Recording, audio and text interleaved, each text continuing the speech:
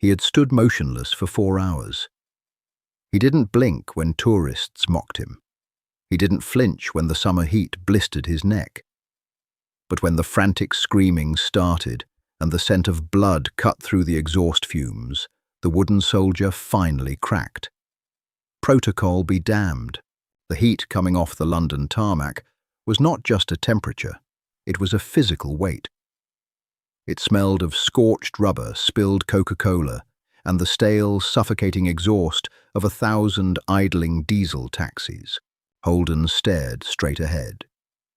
His eyes were fixed on an invisible point exactly 50 feet in the distance, a point that hovered somewhere above the sea of selfie sticks and wide, sunburned faces.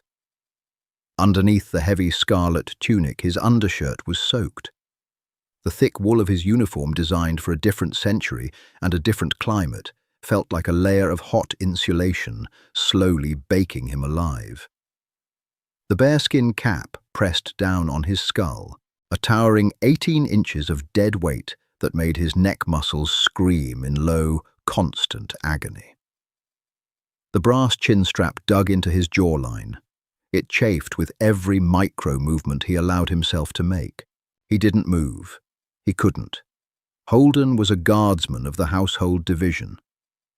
To the 300 tourists currently pressed against the wrought iron gates of the palace, he wasn't a 24-year-old man from Leeds. He wasn't a person with a mortgage, a bad knee, or a headache. He was a monument. He was a prop. "Make a face!" a teenage boy yelled from the other side of the fence, waving a half-eaten pretzel. "Come on, mate, just blink." Holden didn't blink. He kept his knees slightly unlocked, a trick learned on day 1 of basic training to keep the blood flowing and prevent a humiliating faceplant onto the concrete.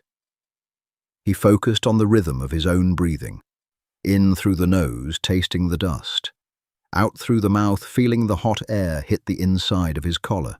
A few feet to his right stood the secondary vehicular gate. It was a massive, brutalist piece of engineering hidden behind decorative 19th century ironwork. 10 tons of reinforced anti-ram steel designed to slide back on a deep concrete track. It was the designated entry point for high-clearance diplomatic convoys. And today the Prime Minister was due. Holden knew the schedule. He knew the protocol. In exactly 4 minutes, the hydraulic pumps in the gatehouse would hum to life. The warning lights would flash amber, and that 10-ton slab of steel would retract into its concrete housing to let the armored Jaguars pass. A tourist in a bright floral shirt leaned over the outer railing, pushing a camera lens mere inches from Holden's nose. The man smelled of cheap sunscreen and stale beer. "Stone cold, this one," the man laughed to his wife. "Like a bloody robot." Holden's grip on his SA-80 assault rifle remained ironclad. The white buff leather of his gloves was damp with sweat. Just 2 more hours. 2 more hours, and the changing of the guard would relieve him. He mentally mapped out the path to the barracks. A cold shower, a pint of water, taking off these cursed boots. Then the anomaly occurred. It didn't start as a scream. It started as a sharp, wet thud, followed by the clatter of dropped plastic. Holden's peripheral vision caught the sudden shift in the crowd's movement. The tourists, usually a slow-moving amoeba-like mass of brightly colored clothing, suddenly fractured. They pulled back, creating a ragged semicircle of empty space near the heavy masonry pillar of the vehicular gate. "Leo," the voice was high, tearing at the edges, raw with immediate, unfiltered panic. It wasn't the sound of a tourist who had dropped a phone. It was the sound of a mother who had just realized the world was ending. Holden's eyes remained locked forward, but his pupils strained towards the periphery. A woman, Gemma, threw herself against the heavy wrought-iron bars of the outer fence. She was a mess of tangled brown hair and pure terror. A canvas grocery bag lay spilled on the pavement behind her oranges, rolling lazily into the gutter. "Leo," "Oh my God, Leo, come back." Holden couldn't turn his head, but he could hear the tiny, high-pitched whimper. It was coming from inside the perimeter. It was coming from the gate track. Somehow, in the crush of the crowd, the toddler had done what toddlers do. He had chased a pigeon, slipped through a gap in the decorative fencing where a lower bar had rusted and warped, and tumbled down into the deep, recessed concrete trench where the anti-ram gate operated. "Somebody help him!" Gemma screamed, her voice cracking, echoing off the stone facade of the palace. "He's stuck! His foot is stuck!" The boy was crying now, a wet, terrified wail that cut through the low drone of the city. He was wedged between the stationary steel frame of the gate and the immense sliding slab itself. The crowd did what modern crowds do. They froze. A few people gasped. A man in a business suit took a hesitant step forward, looked at the heavy iron bars of the fence and stopped. Then the phones came out. Like a synchronized reflex, dozens of black rectangles were raised into the air. Little glass eyes recording the panic, absorbing the tragedy without offering a single ounce of help. Holden felt a cold spike of adrenaline punch through the sweltering heat of his chest. "Stay still. Eyes front. You are on duty." The voice of his commanding officer, Sergeant Major Davies, echoed in his skull. "You do not break bearing. The police will handle civilians. You are the guard." But there were no police. The two armed tactical officers who usually patrolled the perimeter had walked down to the far end of the mall to deal with a protest group. It was just the crowd, the mother, the trapped boy, and Holden. And then Holden felt it. A low, rhythmic vibration coming up through the soles of his ammunition boots. The low hum of the hydraulic pumps waking up. The convoy was 2 minutes away. The gate was about to open. The mechanical relay in the gatehouse clicked. It was a heavy metallic sound that sent a jolt straight up Holden's spine. An amber strobe light mounted on the stone pillar beside him began to flash, casting a sickening rhythmic orange glow over the faces of the tourists. Clack, hiss. The pneumatic pressure was building. Gemma's hands were wrapped around the thick iron bars of the fence. She was pulling at them with a frantic, desperate violence, her knuckles turning bone white. The bars didn't give a fraction of an inch. She tried to squeeze her shoulders through the gap her son had slipped through, but she was too big. The wrought iron tore into the thin fabric of her summer dress, scraping the skin off her collarbone. She didn't seem to feel it. "Please!" she shrieked, looking wildly at the sea of camera phones surrounding her. "Stop recording! Help me! The light is flashing! It's going to crush him!" "Mama," the little boy sobbed. His voice was muffled, echoing up from the concrete trench. Holden could just barely see the top of the boy's blonde head in the periphery of his vision. The child's sneaker was firmly wedged beneath the heavy steel track. The hydraulic engine revved a deep, guttural growl that drowned out the noise of the traffic on the mall. Gemma stopped pulling at the bars. She turned her head, her face smeared with sweat and tears, her eyes wide and bloodshot. She looked directly at Holden. "Guard, hey you!" Holden's jaw locked, the muscles in his neck strained against the brass chin strap, until it felt like it was going to slice through his skin. "Please!" Gemma screamed, pressing her bleeding face against the bars, reaching a desperate hand through the gap toward him. She was only 10 feet away. "You have keys, you have a radio. Do something, he's stuck," Holden breathed in. The air tasted of copper and dust. The sweat was stinging his eyes, blurring his vision. Rule 14. A guardsman will not engage in conversation with the public. Rule 15. A guardsman will not leave his post except under direct orders from a superior officer. Rule 16. Desertion of post is a court-martial offence. Immediate dismissal. Forfeiture of pension. Disgrace. He had wanted this uniform since he was 8 years old. He had survived the grueling, sadistic months at Catterick.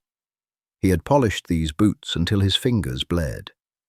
He had stood in the freezing rain and the blistering sun, enduring the insults, the thrown pennies, the tourists treating him like a zoo animal. He was a professional. He was part of a tradition that spanned centuries. "Please, God, please, he's just a baby." Gemma's voice lost its pitch, dropping into a guttural, animalistic plea. She sank to her knees on the filthy pavement, her bloody hands still gripping the iron. "Are you deaf? Look at him, please!" A woman in the crowd yelled, "Someone call 999. "I'm calling," a man answered, holding his phone up. "But they say it's a 10-minute wait for emergency response." 10 minutes. The heavy steel gate gave a violent shudder. The locking pins disengaged with a loud crack. The slab of steel began to inch backward. It moved slowly, deliberately, unstoppably. It was designed to push through a 5-ton truck packed with explosives. A 30-pound toddler wouldn't even register against the motor's resistance.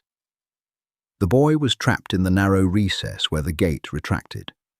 Once the gate fully opened, the gap would close completely. The boy would be sheared in half against the concrete wall. No, no, no. Gemma thrashed against the fence like a trapped bird, tearing her own skin, screaming until her voice gave out into a horrific, breathless rasp. Holden watched the steel move. 1 inch, 2 inches. He could see the boy's small, frantic hands pushing against the sheer face of the moving wall. He could hear the squeak of the boy's rubber sole being dragged along the concrete track. 3 inches. The crowd was dead silent now, save for the collective sharp intakes of breath. The phones were still up. They were waiting for the inevitable. They were waiting to film a child die. Holden's brain screamed at him. "Stay, stay, stay. The police will come. The gate operator will see him. There are cameras." But the gate operator sat in a booth 60 yards away, staring at monitors blinded by the afternoon sun glare. The operator couldn't see a tiny child in the trench, 4 inches. The boy shrieked. A sharp, physical cry of pain as the pressure began to squeeze his trapped ankle. Holden felt his heart slam against his ribs like a trapped bird. The world narrowed. The heat, the noise of the city, the flashing strobe light, it all faded into a tunnel. All that was left was the heavy, inevitable grind of the steel and the smell of the mother's blood on the iron bars. To hell with the uniform. Holden's hand snapped off the barrel of his rifle. The crack of Holden's boots-breaking stance echoed like a gunshot. The entire crowd flinched. Gemma gasped, her tear-streaked face snapping up. Holden didn't just walk, he exploded forward. The sudden kinetic energy after 4 hours of absolute stillness sent a shockwave of cramps through his calves, but he ignored it. He threw his heavy SA-80 rifle onto the tarmac. The expensive, meticulously maintained weapon clattered violently the optical sight, smashing against the curb. He didn't care. 3 massive strides brought him to the edge of the vehicular gate. The steel slab was moving faster now, sliding backward on its greased track, eating up the distance to the concrete housing. The gap was down to 2 feet, then 18 inches. Holden threw himself over the low inner security chain, his heavy bearskin cap practically glued to his head, with sweat shifted momentarily blinding him. He ripped it off, an act of absolute sacrilege, and tossed it onto the dirt. He dropped down into the greasy black trench. "I'm here." Holden grunted, his voice sounding foreign to his own ears. Rough, dry, and painfully human. The boy Leo was thrashing wildly, his small face purple with terror and screaming. His left foot was jammed under the thick steel lip of the track. Holden grabbed the boy by the waist, his white gloves instantly turning black with axle grease. He pulled. The boy screamed louder. The foot was wedged too tight. Pulling him would break his leg, or worse, tear the joint apart. The gate was 12 inches away. The hydraulic hum was deafening down in the trench. Holden looked at the approaching steel wall. It was a sheer, unforgiving face of black metal. There was no manual override down here. There was no emergency stop button. "Pull him!"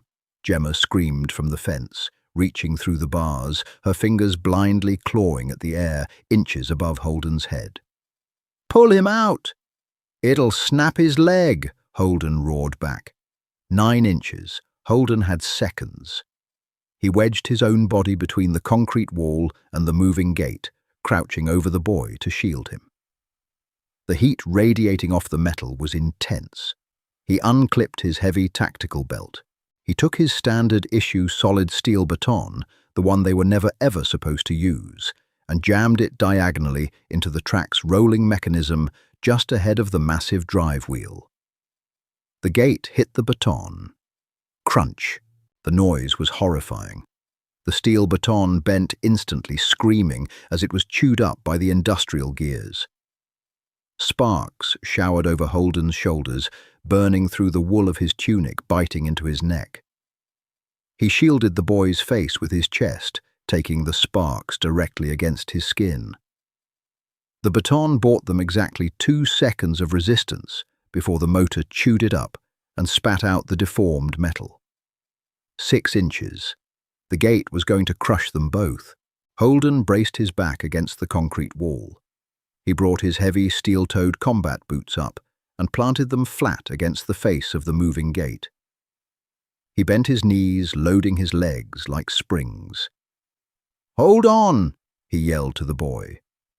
The gate met the soles of his boots. The impact knocked the breath out of Holden's lungs. 10 tons of hydraulic force hit him like a slow-moving freight train. The pressure transferred instantly through his boots, up his shins, and into his knees. The joints screamed.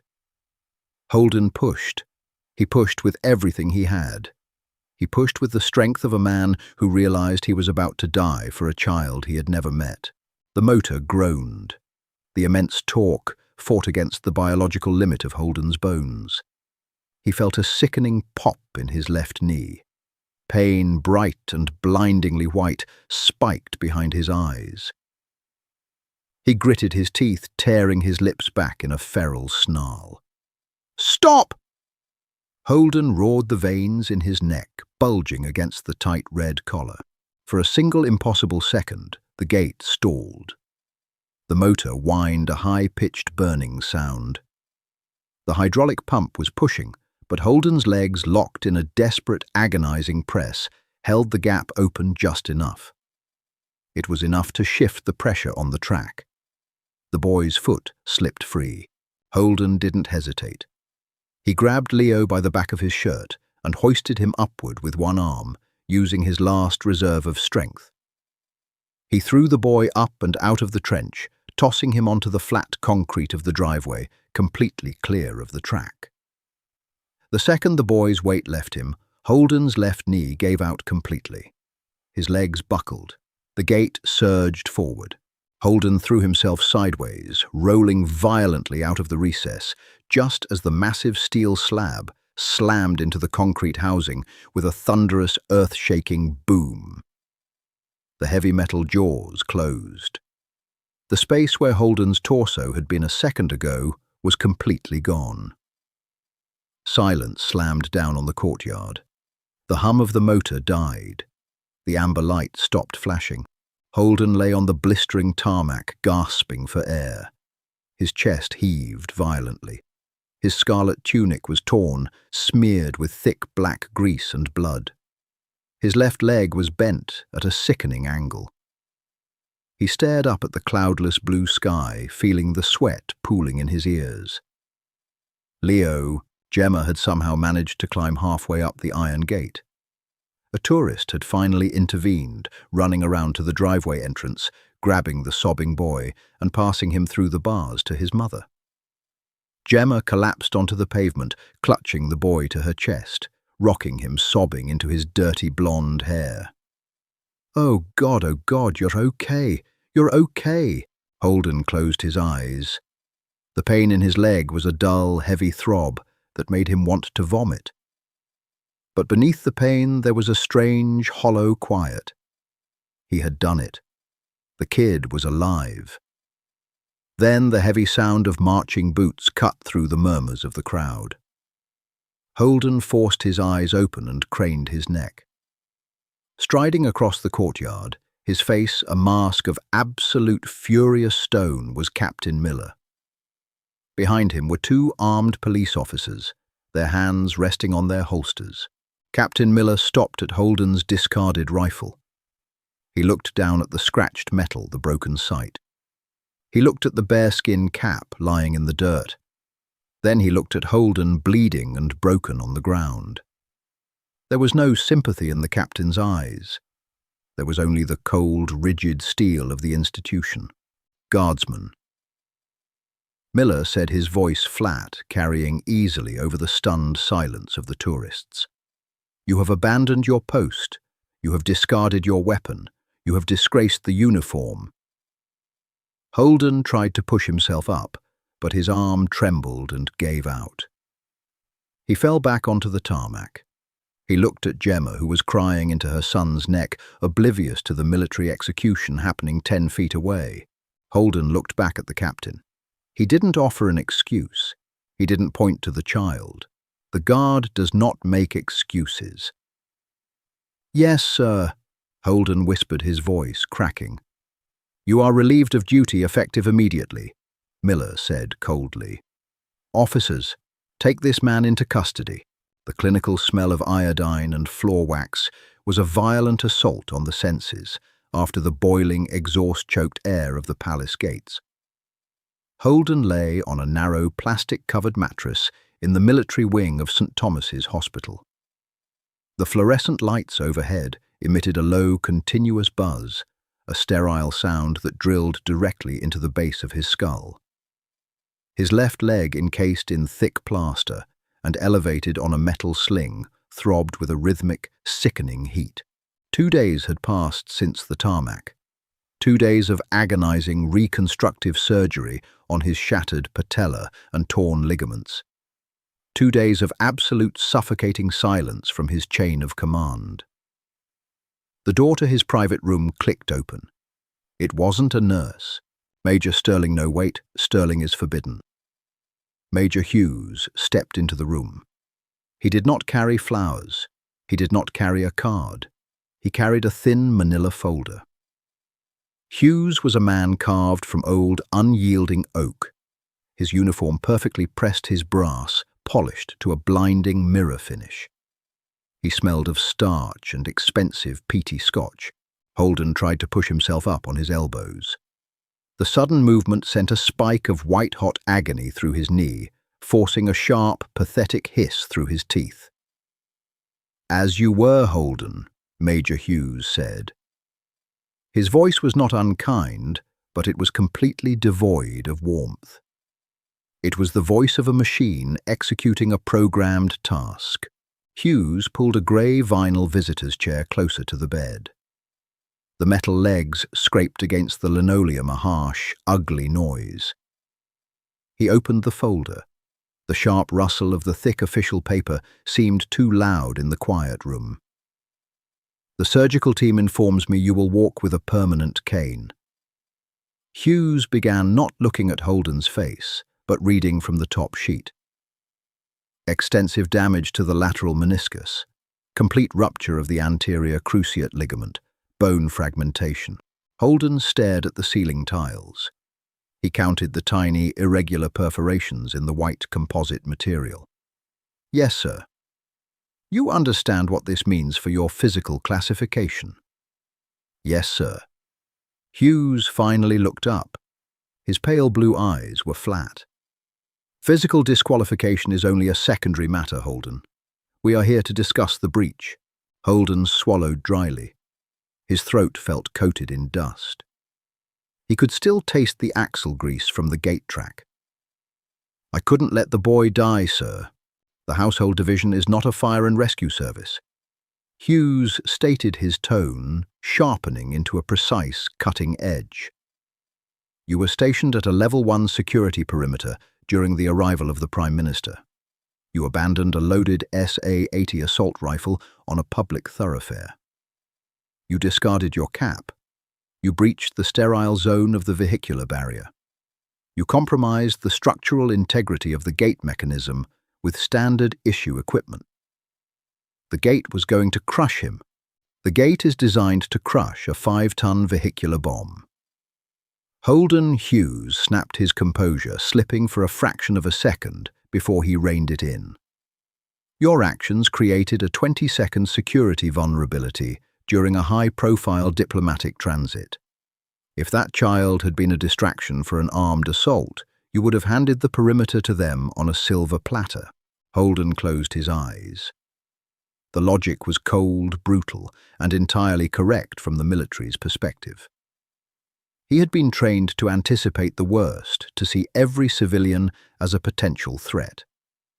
But when he looked into the trench, he hadn't seen a tactical diversion. He had seen a terrified toddler with blonde hair and a trapped foot. Furthermore, Hughes continued, his voice dropping back to its bureaucratic drone. "Your actions were recorded by 73 different civilian devices. The footage is currently circulating globally. The regiment is being painted as either heartless monsters for not acting sooner or undisciplined rogues because of your stunt. You have brought the entire institution into disrepute." Hughes withdrew a heavy black fountain pen from his breast pocket. He unscrewed the cap and laid it deliberately on the tray table.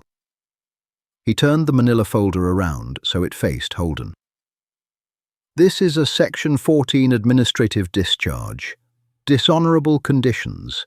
It strips you of your rank, your uniform, and your military pension. You are being dismissed for gross dereliction of duty and destruction of military property." Holden stared at the paper.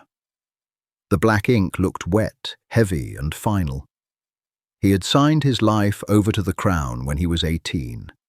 He had bled for the uniform. He had lost his youth to the barracks, the endless drills, the freezing rain, the blistering sun. It was the only identity he had ever known. And now it was being erased with a single signature. "Sign the bottom line, Mr. Holden."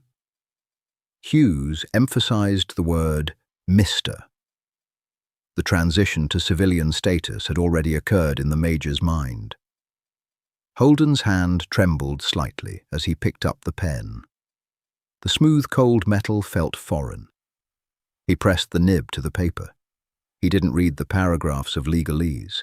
He just dragged the ink across the dotted line, his signature a messy, jagged scrawl. Hughes took the folder, capped his pen, and stood up. "Your personal effects from the barracks will be boxed and sent to your listed civilian address. Good day." The door clicked shut. The mechanical buzz of the fluorescent lights returned. Holden was alone. Outside the sterile walls of the hospital, the world was ripping itself apart over him. The internet is a creature of absolute polarized extremes. It requires heroes, and it demands villains. The shaky vertical cell phone videos from the tourists had exploded across every platform within hours. The footage was raw and horrifying. The frantic screaming of the mother, the agonizingly slow movement of the massive steel gate, the unblinking robotic stillness of the guards. And then the explosion of movement. Holden, a blur of scarlet wool diving into the greasy trench.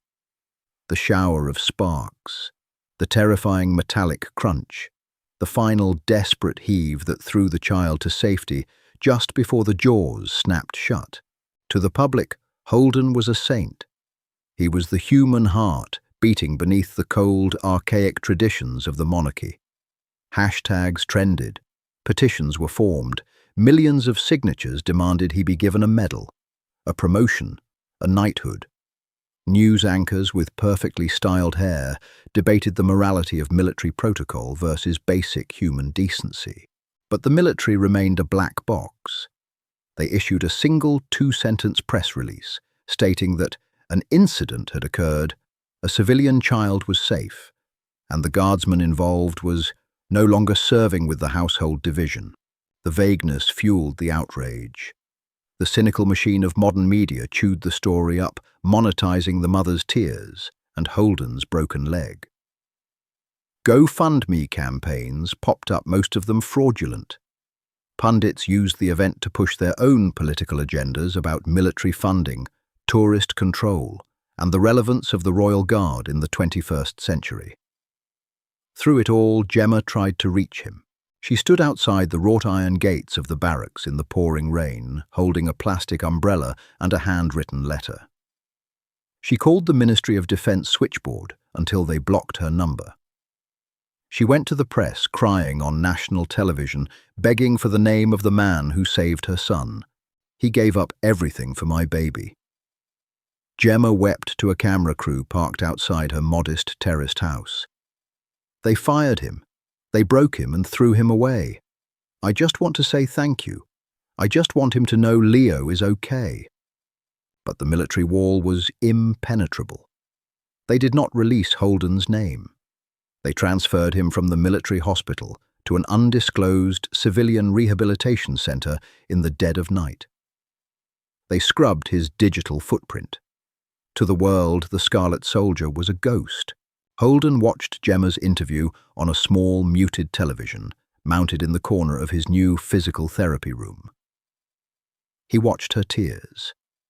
He watched the way her hands shook as she held up a drawing Leo had made, a crude crayon scribble of a red man pushing a black wall. He felt a deep, hollow ache in his chest that had nothing to do with his shattered knee. He had wanted to be a soldier, a professional, a man of duty and unyielding discipline. Instead, he was a viral sensation, a pawn in a culture war he didn't care about, discarded by the only family he had ever truly known. He pressed the remote, turning the screen to black, and stared at his own reflection in the dark glass. He looked pale, exhausted, and incredibly small. November arrived in Leeds with a bitter, damp chill that seeped through brick walls and settled directly into the marrow of your bones. The air smelled of wet asphalt, rotting wet leaves, and the faint metallic tang of an approaching frost. Holden stood at the bus stop on an unremarkable grey street, leaning heavily on a black aluminum cane. He wore a cheap olive-green polyester jacket that did nothing to stop the biting wind. The jacket crinkled sharply every time he shifted his weight. It was a far cry from the thick, tailored, heavy wool of his former tunic. He missed the weight of it. He missed the way it forced him to stand straight. Now his posture was permanently slumped, his left shoulder dropping to accommodate the cane. 6 months had passed. The internet had moved on. The viral outrage had burned bright and hot for 3 weeks before shifting to a celebrity scandal, then a political gaffe, then a natural disaster. The Scarlet Soldier was relegated to the digital graveyard of short-form video compilation channels. Holden's life had shrunk to the size of a postage stamp. He lived in a cramped ground-floor council flat where the heating pipes knocked violently in the walls. His days were dictated by the agonizing routine of physical therapy, stretching the scarred, stiff tissue of his knee, lifting tiny, pathetic weights to rebuild the atrophied thigh muscle, enduring the hot, stabbing pain that flared up every time it rained. He worked part-time doing data entry for a logistics firm. It involved sitting at a cheap desk in a windowless room, staring at spreadsheets until his eyes burned, typing shipping codes into a slow computer. No one knew who he was. He was just the quiet, limping bloke in the corner who never went to the pub after work. The bus arrived with a squeal of wet brakes. Holden dragged himself aboard, the rubber tip of his cane squeaking against the wet linoleum floor.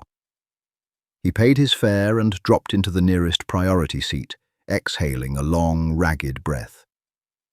The bus smelled of damp wool cheap cologne and stale cigarette smoke. He watched the grey city roll by through the rain-streaked window. He didn't feel angry anymore.